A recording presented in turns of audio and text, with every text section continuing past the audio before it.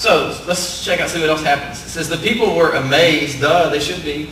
And when they saw the mute speaking and the cripple made well and the lame walking and not telling bad jokes anymore. Like that one? And the blind seeing, and they praised the God of Israel. And Jesus called all his disciples to him and said, I have compassion for these people. Check this out. This just blows my mind when I read this story. He says, they have already been with me 3 days and have eaten nothing. It was something about Jesus that he was doing something right, because they had been following him for 3 days and they didn't care about eating. I don't know about you. There's nothing I've ever done in my life where I've been so focused that I didn't think about eating food. But for whatever reason, these people, they had been following Jesus, and he had just been like performing all these miracles. People are just like, they're just locked on him. And they don't even think about eating. And the disciples are like, it's time for us to go, blah, blah, blah, blah, blah. And Jesus says, no, these people have been following us for 3 days, and they haven't had anything to eat. And I'm worried about that, because they're going to be on their way home, and they're just going to pass out, because I don't know if you know, you can't go very long without eating.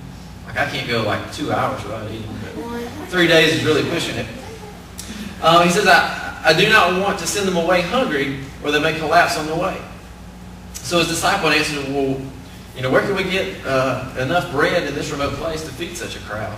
Because they were in backwoods Alabama, or there's no Piggly Wiggly or Walmart, or there wasn't a Starbucks anywhere, I promise you. And so he says, they're like, no king bugging, have it your way. But they were dumbfounded, how are we going to feed all these people? Jesus, there's more than 4,000 people here. And he just looks at us and says, well, what do you have? He says, how many loaves do you have? Jesus asked. And they said, we have 7 loaves and a few small fish. So they got 7 pieces of bread and a couple of little bitty fish. Okay, like little minnows, like you could hold up a little picture, picture little bitty. You're so proud of it. Your mama's got it framed. And Jesus says, well, show me what you got. He says, we got this. This is all we got. Jesus says, okay. So verse 35, he said, he told the crowd to sit down on the ground, and then he looked at the 7 loaves and the fish. And when he had given thanks, and he broke them and gave them to the disciples. And they in turn to the people. And they all ate and were satisfied. And afterwards the disciples picked up 7 basketfuls of broken pieces that were left over. After they fed all these other people, when it was all said and done, they picked up 7 more basketfuls that were left over after they passed them out to everybody, out of 7 pieces of bread. Pretty cool stuff. It says they all ate and were satisfied, and afterward the disciples picked up 7 basketfuls of broken pieces that were left over. And the number of those who ate was 4,000. Oh, and that don't even include the women and children. That's just 4,000 dudes. Okay? Just think about that. Number one, Jesus took blind people and helped them to see. He took lame people and helped them to walk. He took people that had never spoken before ever and helped them to speak and to see and to hear. And then he turns around with 7 pieces of bread and a couple of little minnows, feeds 4,000 people plus women and children. Who does that? Okay? And that's what, when we talk about this question of who is Jesus, think about that. Who can do that? Who can do those things? Because I never met anybody that can do that. Sometimes I wish I could cast demons out of people. But I just can't do it, so I'm going to keep working on you though. So people are trying to figure out, who is this guy? All these thousands and thousands and thousands of people are like, there's just something about him that we just can't get enough of. Even to the point where they followed him and they didn't even think about eating for 3 days. And so they're thinking, is he a magician? Is that how he's doing this? Is he like a prophet? Because they knew about God through the prophets, well, this guy must be like a prophet or something. And so they're just like we are, trying to figure out, who is Jesus? Because they hear all these other people talking, and you hear your friends talk about who Jesus is and what they've learned at church, and you hear about what your mom and dad say. But Jesus kind of turns the tables a little bit. Check out what happens after these people leave. It says, when Jesus came to the region of Caesarea Philippi, right after this had just happened, all the people that went home, he asked his disciples, well, who do people say the Son of Man is? You know, what are people saying? You know, what's the talk in the town? What's the gossip? What's the good stuff? Let me in. Just let me in. And this is what they say. They say, well, some say you're John the Baptist. Anybody know who John the Baptist was? He came before Jesus. Some say Elijah. He was a guy back in the Old Testament. And still others say Jeremiah or one of the prophets. So like, you know, they're saying all these kind of things. You're obviously somebody from God because nobody can do what you're doing by themselves. And that's kind of like, you know, we hear the stuff and we're trying to figure it out and piece it all together to make it make sense in our world. And then Jesus kind of makes it a little more personal, kind of points the finger a little bit.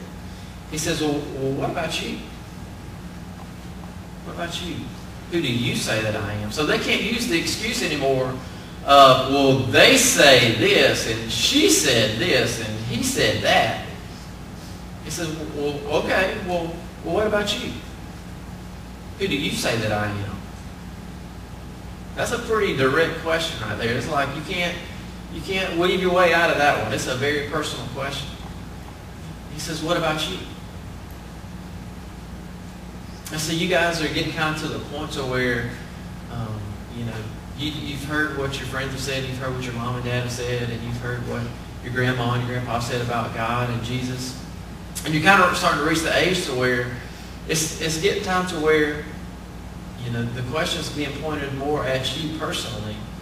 All right, well, you're kind of getting older now. You got your friends and your buddies. Y'all are kicking it on the weekends, you know.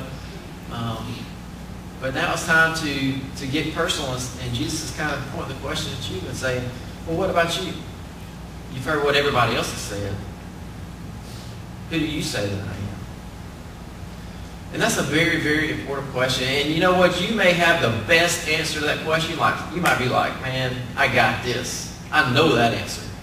Or you may be sitting there like, you know what? I don't have a clue. I don't know. All I know is what I've heard. But me personally, I really don't know. I couldn't tell you, honestly. Well, you know, that's why Xtreme is going to be here. That's why Auburn Church started. It's because we want to take students, whether you know you got all the answers or you got no answers. We want to be here to help you bridge that gap and to be able to teach you and to help you as you learn and you grow and you begin to make life decisions. We want you to be able to help lead you to Jesus and to show you who He is and help you build some of those answers for yourself. Because our goal is not for you to come here and to just listen to a rocking band, even though they were slaying tonight. The goal is not just to get a bunch of people, and I'm so glad everybody came tonight. But the goal for us, we know that we've been successful if we help you build your faith. Okay, because my faith has been built, and there's a lot of awesome people that help to build it. And there's a lot of awesome people around you. Like if you look around this room, leaders like Camilla and Dory and Tony and other people that have come here, they want to be those kind of people for you to help build your faith and help teach you some of the answers to some of those questions about, well, who is Jesus and what has He done and how does He want to be involved in my life? That's why we're going to be here. And, you know, starting in, we're going to take the summer off, we're going to start back in the fall, we're going to be every single week here. And so if you kind of are liking what you're seeing here, this is how we're going to approach things. It's going to be fun. It's going to be easy to understand, and you're going to have people around you that are going to try in every way to help you to build your own faith. So what I want to ask you guys is just take some time, and I want you to think about this question. Who do you say that Jesus is?